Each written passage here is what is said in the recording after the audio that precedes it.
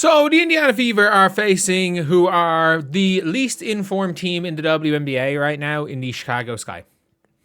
The Chicago Sky have won one game, and it has been against the Sun, I think. And these are the dangerous games for the Fever. Like, if you guys don't know, the Fever last year, I think they lose, was it the 0-12 Connecticut Sun or something? Like, it was something ridiculous like that. Like, the Sun hadn't won a game all year and the Fever had lost to them. When you think the Indiana Fever are going to walk a game, when you think they're going to win a game comfortably, shit just happens. Shit just happens. So, we now have a Indiana Fever team who are, not playing well. We got to be honest here. If they lose any of their next 3 games, like they play the Sky, the Sun, even if you lose to Brittany Sykes tempo, it's time to panic. Like, the reality is that tonight, I think, are Atlanta playing New York? Yeah. There's a good chance the Indiana Fever are going to be in position to make the Commissioner's Cup final again tonight. Had they just not choked against the Liberty, they probably would be making the Commissioner's Cup final. That being said, you're looking now at a team that has just got to be better. Like, has just got to be better than they have been. Like, the only game, I'll say the Indiana Fever played well once this year. The Fever played well once. And that was the Atlanta Dream game, where they played it like, the Atlanta Dream played like it was any other game. The Indiana Fever played it like it was a playoff game because they needed to win. Especially with the way the narratives were going. Like, they absolutely needed to win that game. So, it is a pretty big one. And potentially with no Sophie Cunningham, like, that's a tough player to be missing, because, like, Sophie Cunningham not playing, what does that mean? It means Lexi Hull's got to play major minutes, and Lexi Hull's really got to step up. I think when it comes to Lexi, I don't know how to quantify Lexi Hull's impact this season. Like, I'm gonna be honest.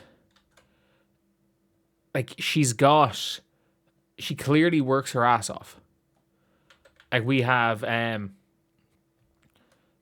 no doubt about that, but it's like her shooting it comes and goes. Like, there are games where Lexi Hull looks like she's unbelievable, and she hit a really fucking clutch shot. I just don't know about her minutes. When it comes to the Sky versus the Fever here, you've got Caitlin Clark, who, as a healthy player, is averaging we're going to scratch last season because she was crippled. She was hurt the whole year.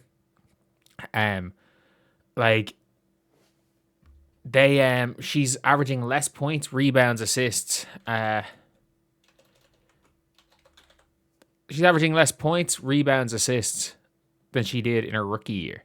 That's not good. That's not good. While the whole league has gotten better around her, everybody else has improved. Every other team has improved, and we've now got a situation where you're looking at the standard of guards in the league, and you see it because for years when Caitlin Clark came in, it was a thing. Oh, guards struggle when they first get to the WNBA, especially point guards. But it's now the opposite. It's now a case where their guards are struggling in college to impact the game in the way they should because they're that good, and college systems are all old school. We're now in a situation where a good guard in college a lot of the time is a great guard in the W, because that's just the way it is. That's just the way it is. But yeah, this is a monster. It has to be a monster win. This has to be a massive win. Like, I don't even think that a close win is enough for the Indiana Fever. Obviously, look, it kind of is when you haven't been a great team. You can win ugly. The problem is you can't just keep winning ugly. Like, that's not a tactic to do anything long term. Sure, short term, winning ugly is something that can work. You can win ugly. If you win ugly through a playoffs, you're gonna win. If you win ugly every single game in the playoffs, you're gonna be okay. But I'm sorry, you're not going to win ugly with a team of players that are not built to win ugly. You might win the occasional game ugly. That being said, again, this team is maybe one major move away from being good, being able to win ugly, but it's unfortunately getting rid of your best player. That's the only way you can turn this team into a team that wins ugly. For the Chicago Sky, they have been completely awful. Like, Camila Cardoso is the worst pick and roll defender in the league, bar none. She cannot guard the pick and roll in any way. But the problem is, the Fever don't run the pick and roll. The Fever don't run the pick and roll. And the Chicago Sky, unfortunately, as a roster, are better equipped to play an ugly style of basketball than the Fever. Like, look, if you look at the Chicago Sky, you have gritty Natasha Cloud, gritty Skylar Diggins. You have size.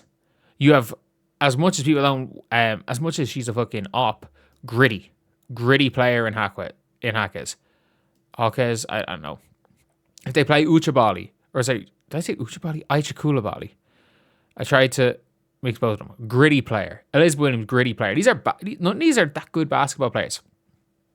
They are gritty players. And the Indiana Fever are a team where it's like, this is a team of gritty players trying to play flashy or trying to play up-tempo, interesting basketball. The Fever are a bunch of players that will excel playing up-tempo basketball, trying to play smash mouth basketball. Trying to play like it's 1980 all over again. But at the same time, you've then got you've got the home court advantage for in Cambridge Fieldhouse. And if you want to go to the game, it is $10 to buy seats. It is $10 to get into this game. You know what? This is actually a good one if you're an Indiana Fever fan, because if you guys don't know that this is not a good thing, because if you look at their schedule, most of their home games here. Oh, it's 20 versus Angel Reese, but it's 10 here. Oh, so they've all gone to double digits. They've all gone. To be fair, the most recent game is nearly always $10 to go watch Indiana Fever. You know what? It's cheaper than buying a Big Mac meal to go to watch the Indiana Fever, so why not?